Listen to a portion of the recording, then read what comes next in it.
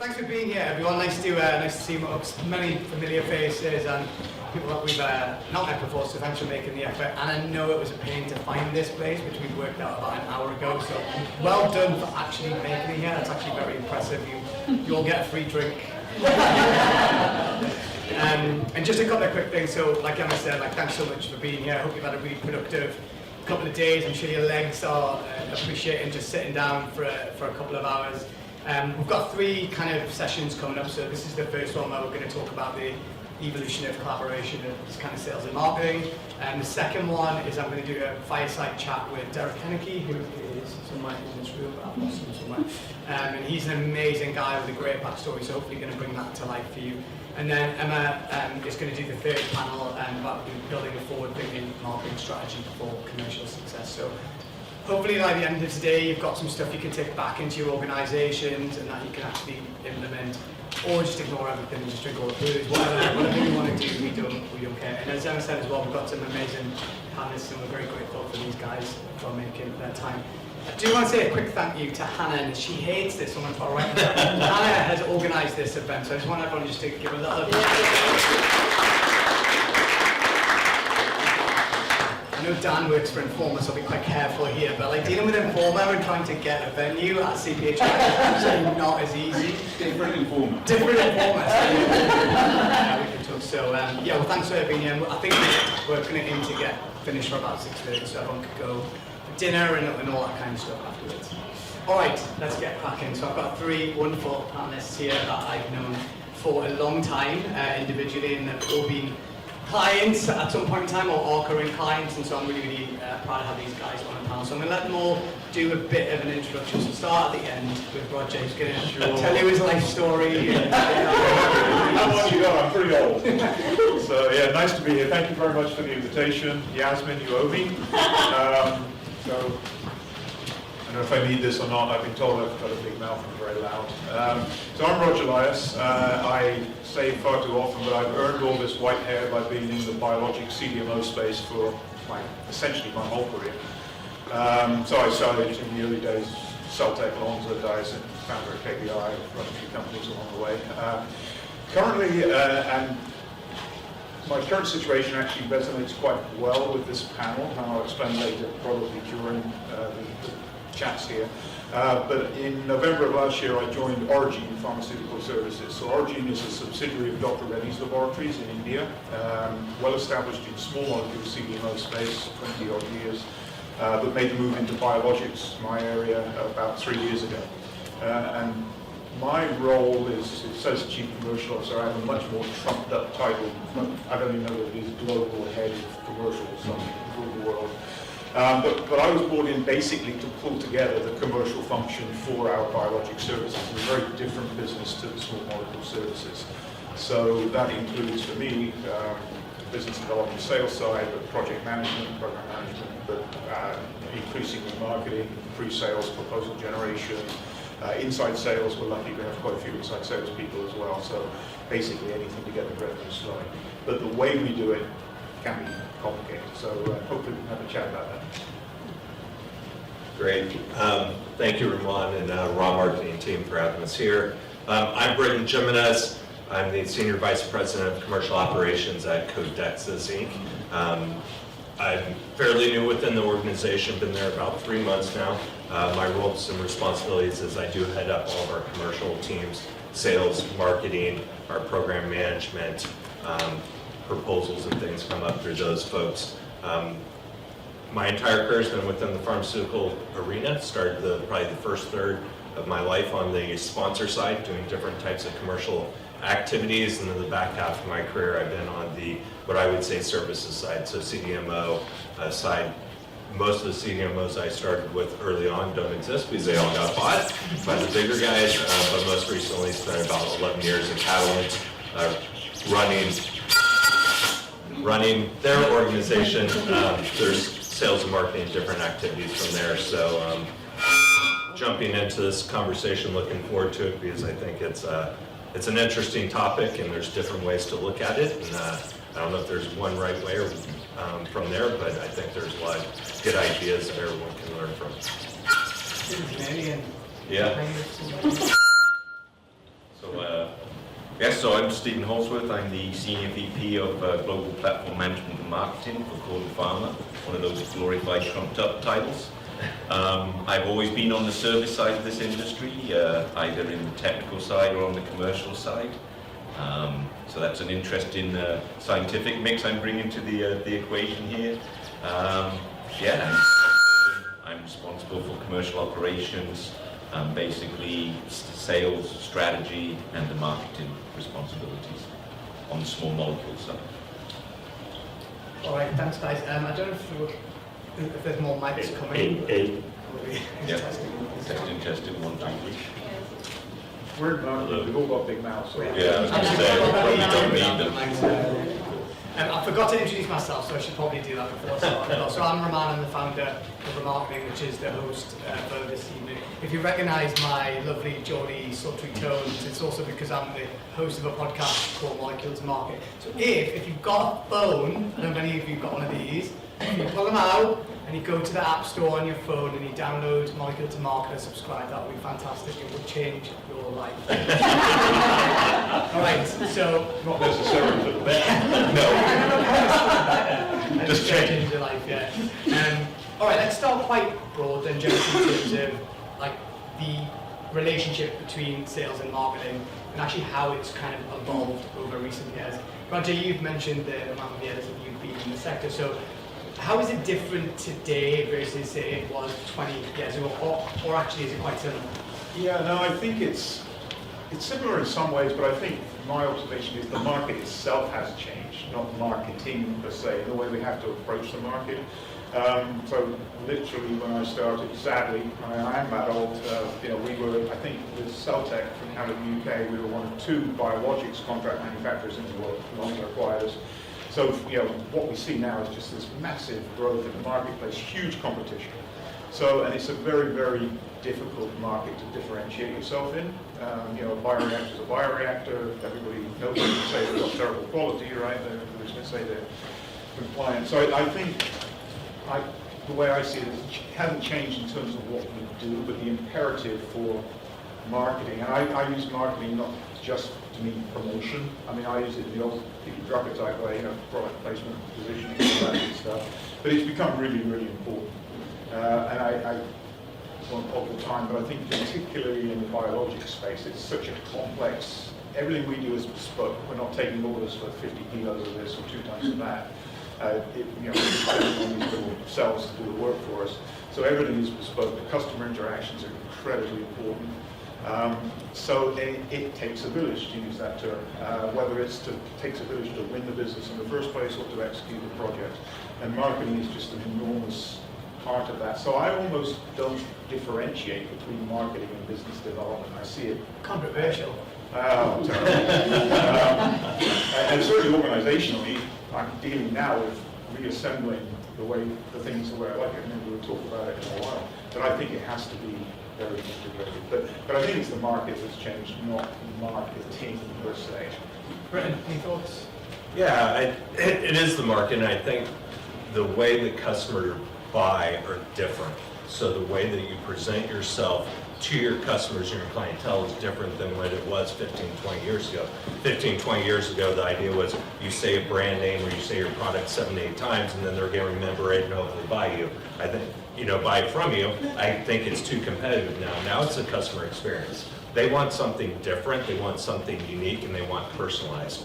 And if you can't come to them with a solution to their need and be very specific, as you said, a lot of this is bespoke work, about their needs, they're going to move on. And if they don't have that customer experience and you can't engage with them, you're going to lose those folks. So I think it is the way people buy, and it's changed. And I think their expectation around what you present, how you present it, your delivery, the service, all those things are now much more critical than it was. I agree. The customer relationship piece is everything in the industry today from a CDMO point of view. If you piss off your client, he's got lots of choice out there. There is lots of choice, and it's how you differentiate yourself, and part of that is that relationship that you establish with the customer. I think as panelists were saying, it's very hard to differentiate yourself because the important features, quality, price, are the same everywhere. So softer pieces that really come into play, and how you take advantage of those and sell those. I would also say, customers present themselves in many different ways. There's not one model that fits for two customers out there, let alone a whole industry. And I think it's having that ability and flexibility to adjust the presentation and the sell-in features to the customer that's presenting themselves in front of you, and having the team that's able to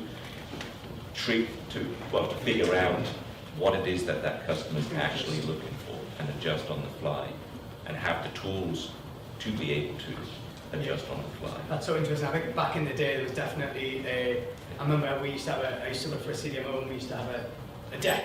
Yep. We did a deck that the marketing and sales team put together, and we presented the exact same deck to every single person.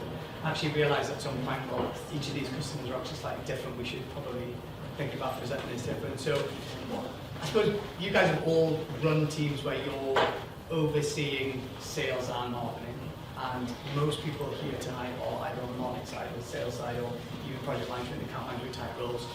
Like, what's the biggest challenging, what's the most challenging part about aligning those functions? Like, we hear it from our clients all the time, which is marketing's always having a bit of a bitch and a moan about the sales team. You come to the sales event, you come to an event like this, and you go on any of the booths, and the sales guys are like, oh god, I hate the booth here. You're not representing your brand particularly well here.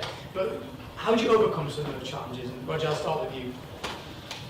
It's an interesting question. I think it's the right team, it's people. I mean, I don't know, maybe it's a big company problem, but again, I think you overcome it by making everybody work together and understanding and agreeing the messaging, the colours, if you like, whatever it is. So I've been fortunate recently, I've been a relatively small team, so I think it's much easier then to sit together and actually do it together. As I say, I don't differentiate that much between the two. I mean, I can certainly see that in my experience earlier in my career with the bigger companies, we'd get a binder full of marketing, thrown down by BD then, all over the whole thing. And that's the last thing you wanted to learn. Oh God, now we've got to do it this way, and we've got to do our shirts up one way and all this other stuff as well to present ourselves. I think that's changed a lot. But I think it just comes down to the human element. You have to have people you've got to work together. I mean, as simple as that. Even if you're big groups, do you actually sit in the same room a few times a week and go over things or not? And increasingly I've seen instances where it is truly siloed. It just can't work. It definitely can't work for biologics. It just absolutely will not work. I don't think I'll answer your question very well. You've kind of answered my next one, which is really annoying. I tend to be annoying. I'm going to have to go to one of my second questions, which I'm not as good. All right, let's actually go on that thread there, because you mentioned, you kind of started going into some of the practicalities about almost kind of breaking down silos and kind of fostering relationships. And an interesting theme there in like just leadership and teamwork and like collaboration, like really simple things that we talk about all the time, but in practice even sitting in the same room. So Britton, like from your perspective, what have you found that works quite well in terms of breaking down those silos? I mean, certainly in the time that we've interacted, like you're very much, the marketing team are always on the same calls with you, and there seems to be a real connection. So that seems very intentional. Yeah, it is. I think it's, you guys, organizationally, when I look at it, is the number one goal is around that client experience and having a very consistent message to them, right? And so if you are siloed and your marketing team saying this, your BD team says this, and then your program management team saying something different, they're gonna be like, this is a disaster, I'm never coming back. So to me, you gotta bring everyone in, give everyone a voice, and that's including marketing, that's including the program management team and the BD team, to give everyone a voice. Now, you can't do it all, you're not going to, but if you bring people along and you get them invested in it and have a choice of the colors and have a choice of what do we need, what tools do we need, hey, this is what my customer is telling me, hey, marketing, can you help me create a solution? Now you're helping each other out. So to me, I think it's that collaboration and coming together as one and saying we are one organization and we need to go out and earn the business of our clients and customers and keep them happy. Stephen, from your perspective, practical steps, overcoming, or is it just, in your experience, is it always going to be a difficult thing? I don't think it has to be a difficult thing. I think, I think I'm a big proponent of, we have external customers and we have internal customers. And the sales team is an internal customer to the marketing group, right? The operations group is an internal customer to us as well. So, you have to, have that habit of looking inside the organization, not being dictatorial, being open to have feedback and things like that, and creating opportunities for those feedback loops, right? Our marketing team attends our global sales meeting, right, and presents, and there's a discussion there. We had a strategy session the other week in our headquarters, and we invited members of the sales team. We invited members of our project management team, because they're customer facing, and they're hearing what the customer, because sales, brings the customer, the old classic cliche of sales brings the customer in, wipe their hands of it, they go on, find the next one, and now it's the project management team that have to handle, or customer service, or whatever you call them in your organization, that relationship. So they also have a role to play, and they have a viewpoint to all of this, and establishing, what is the strategy for these different customers. It's a great point that, I wrote down kind of that internal customer piece in Britton, something you said before around customer experience. And actually it's really interesting that we're here talking about sales and marketing, but actually once marketing and sales has done its initial job and got the customer through the door, or the prospect through the door, sales converts, he becomes a customer. Sales and marketing are often then not involved, which I actually think is a massive missed opportunity. And we spend a lot of time talking to customers about how are you actually marketing to your existing clients.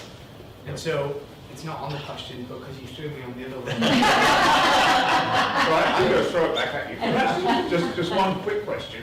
Are there silos between an agency and the company as well? Do you know, there's our DCAT events done right there. Yes and no. It's a lot of it is, I was talking to a client today about, it's a bit like a marriage. I think when you've got to recognise, like the agency's customer relationships are no different probably from a CDMO's customer relationships. There are going to be ups and downs, and actually it comes back to, have you got each other's back? Do you respect each other? Is there trust and transparency there? And I think as long as you've got those fundamental, can we get through this together? I think that's the same in-house, right? Yeah. That's my point. And I forgot what the question was. Should sales and marketing continue to play a role? I suppose if you follow the customer journey from, let's say, the lead, so you're at CPHI, you get a fantastic lead, appreciate the sales cycle's quite long, marketing and sales do that bit, you've got a conversion, we've got a new client, great, and they're off looking for new stuff. From our perspective, we can't afford the sales guys to be involved in every meeting about every project they've already closed, right? But so several things come into play. So firstly, project governance. We absolutely involve the sales, you could call it key account or whatever it is, but the salesperson, the business development person, quarterly update meetings and things like that, so they know what's going on. And it's important for a certain amount of continuity, but we are a very sticky business. Contrary to perhaps to what you said before, with biologics, once somebody's with you, it's incredibly, switching costs are incredibly high, it takes time, it's risky. So in theory, of course, never happened in the company I've been at, but you could screw up and still keep that customer, right? Because they may not like it. But more importantly, projects, we tend to scope, especially in development phases, you scope a project, and the one thing you can say about a project scope is as soon as you sign it, it's obsolete, or not obsolete, but it changes very quickly. But they grow. Almost always. Very rarely do you scope a project accurately to start off with, sometimes just because you don't have the right assumptions, you just don't know. So you're actually continually building with that individual customer as well, and that's a sale. It's a large percentage of your revenue sometimes in a given year is expansion to existing programs. So I think you have to have your sales guys still involved from that perspective as well. You can manage small change orders and things through project management typically. But for the bigger, we're moving on to the next phase, or we're adding extra batches or whatever it is, it's a BD function. So I think you have to keep them involved. But you can't keep too involved either, because you've got a You've job. got to be out. Right. I'm just doing a quick time check. Hang on, I'm looking at you. So, Oh, 10 minutes, okay, fantastic. Britton, you're in a new role, newish role at the minute, and you've had some very fantastic, like, successful roles up to this point. I'll ask you two questions. One is around, I think every company that's here at CPHI, if you ask them all what they're after, every single company will say leads. So my first question is around lead generation, and where does that sit in your, as you build out your plan for your sales and marketing function in this new organisation? Like, who does that sit with, and how do you think about lead generation? Because I'm sure it's relevant to every single person in this room. Yep. Yeah, I'm saying leads, of course everyone wants leads, right? That's opportunity, that's revenue, that's EBITDA, that's what we all work for these companies, that's what we need to do, right? And I absolutely agree with the leads, comment. You can look at the typical marketing, right? Marketing will generate the universe, they're, kind of engaging, you bring them into your funnel, when they actually have something, your BD team can engage, you can do those different things. And I think that's very important to look at it. But I think also, to me, it's when you come to these, or like CPHI or wherever, it's also critical about relationship enhancement, right? It might not be a lead, but you spoke to another customer who said, yeah, thank you for the update, didn't know you did that. In 6 months, all of a sudden you get the phone call, right? You didn't really get a lead, but you raised their awareness around what you can do in your capabilities. So leads are absolutely important, opportunities are important, but I think in our world that we live in this pharmaceutical industry is assets are important, and trust and relationships are critical. Some of these small emerging biotechs have one compound. We joke about it, it's like they're giving you their baby, and they're giving you their company. So, I think it's both sides, I don't know if I answered your question there, but I think there is a process around lead, but there's a lot more around that too. I think it's always fascinating when people ask, what's the ROI on this event? Yeah. Until 3, 4, 5 years later, you can't tell, because the person you met today will be working for another company in 2 years' time. And I think that's an important feature, is that there's such turnover in the industry in that customers, that your next customer is actually probably your current customer just when he moves on to another job, right? And again, it goes back to that relationship that he wants to give you a call back when he's landed in his new company. That's exactly the point. You can't, you have a business development team, even if you've got 20 people, you can only reach so many people. And in our business, some companies may only make that decision to outsource once in their entire existence. If they don't know you exist, coming back to the marketing thing, you're never going to do it unless you get really lucky if you happen to pull someone on the right day. So they've got good opportunities from our selfish perspective is when the customer calls us. But they're only going to call us if they know us. I've got an interesting kind of anecdote which kind of to that point. I think this is my 15th CPHI, right, which is quite embarrassing. And I remember maybe 2014 or 15, and there was a company that I've always really wanted with these guys, and every time I go back and say, blah, blah, blah. And in 2018, I remember the head of commercial, equivalent, she was like, God, yeah, you always show up, don't you? And I'm pretty persistent.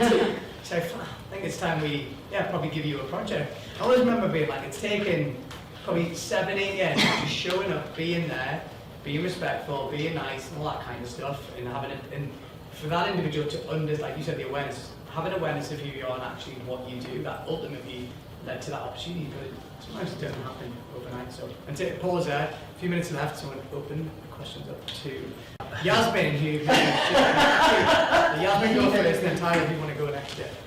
So I know you've all got kind of sales backgrounds, and I was just wondering, for anyone in the audience who's on the marketing side, who maybe is in a team that doesn't have that trust or that cohesiveness, have you got any advice for them if they aren't aligned to the commercial team or the sales team, wagging the marketing dog? Like, have you got any advice for them on how they improve things? Well, Do I understand the question? Well, let me take this. You know, like salespeople love to talk.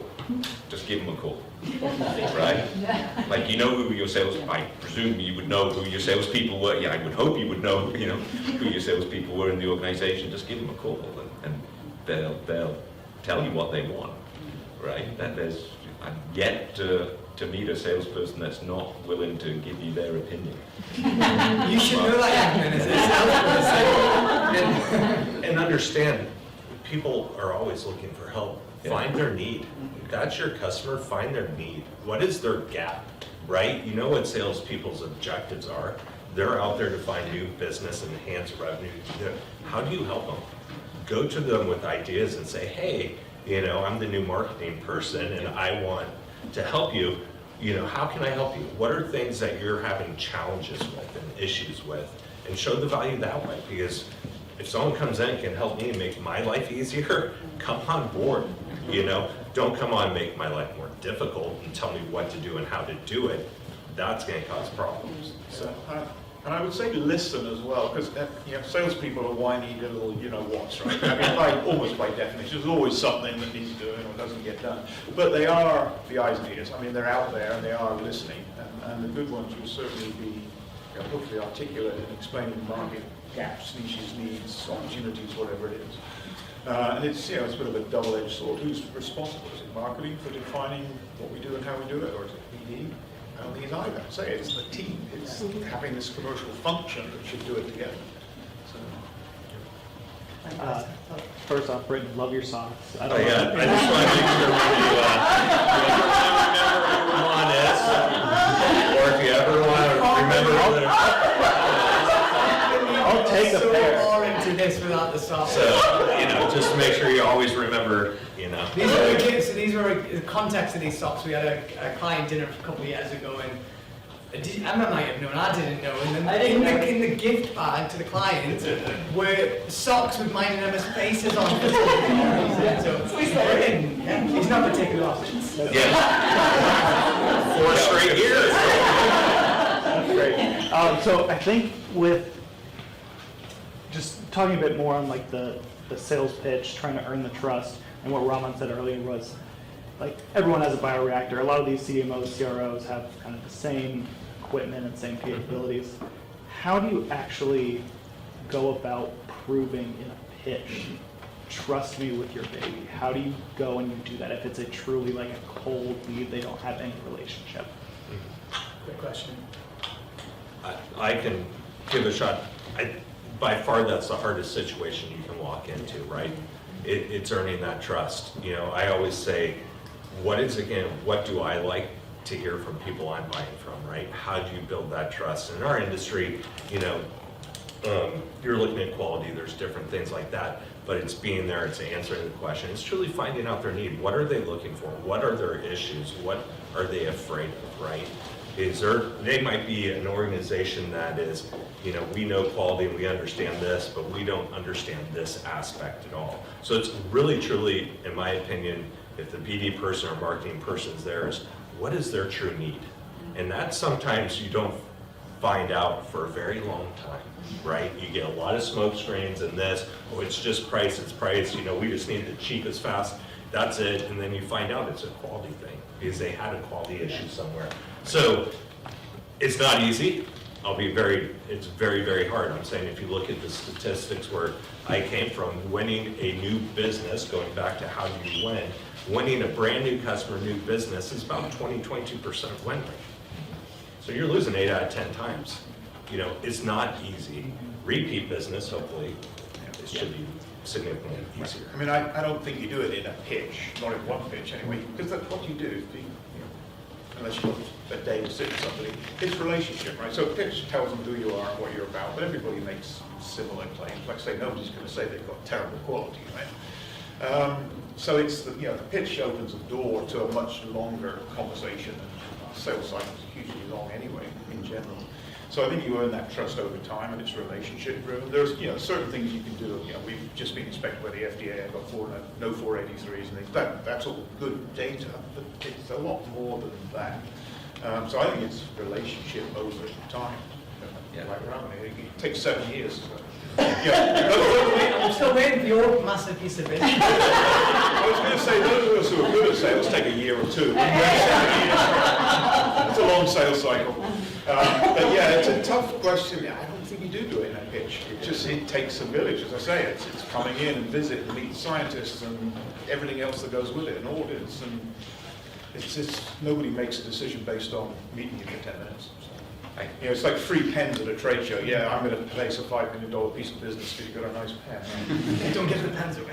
I think as well, it's, you know, I think customers can smell when you're trying to make the pitch, right? It's about establishing the relationship. You know, you shouldn't be going to the customer when you need the business, right? It's developing it over the long haul and stuff. And, you know, I think, you know, you probably anticipate having to visit that customer at least 3 to 4 times before they're going to give you the first piece And of then a lot of business. content-driven marketing helps now. You have technical stuff, presentations. And BD guys don't sell. They open doors and they facilitate. They don't sell. I mean, the technical guys sell. Yeah. And on that, and I'm just going to, one final point on that question is, we're talking about long sales cycles and building relationships and things like that today. And like, if you're someone like me that's got a terrible memory, just make notes. Like, it's such a basic thing, but like I think it was from Danny last night. My stream of text messages to myself yesterday are just non-stop because I've met Scott, had a conversation. I must remember that conversation. So Tom had a conversation. Must remember that. I just text myself because I'll get into another meeting, see Stephen, and I've completely forgotten what I talked about. But within that is like the nuance of like, you know, they've got kids, you know, they've got a family. Like understanding them at a personal level, I think, is just demonstrates something beyond just transactions. So, I don't know if that's helpful. So, with that said, please show your appreciation for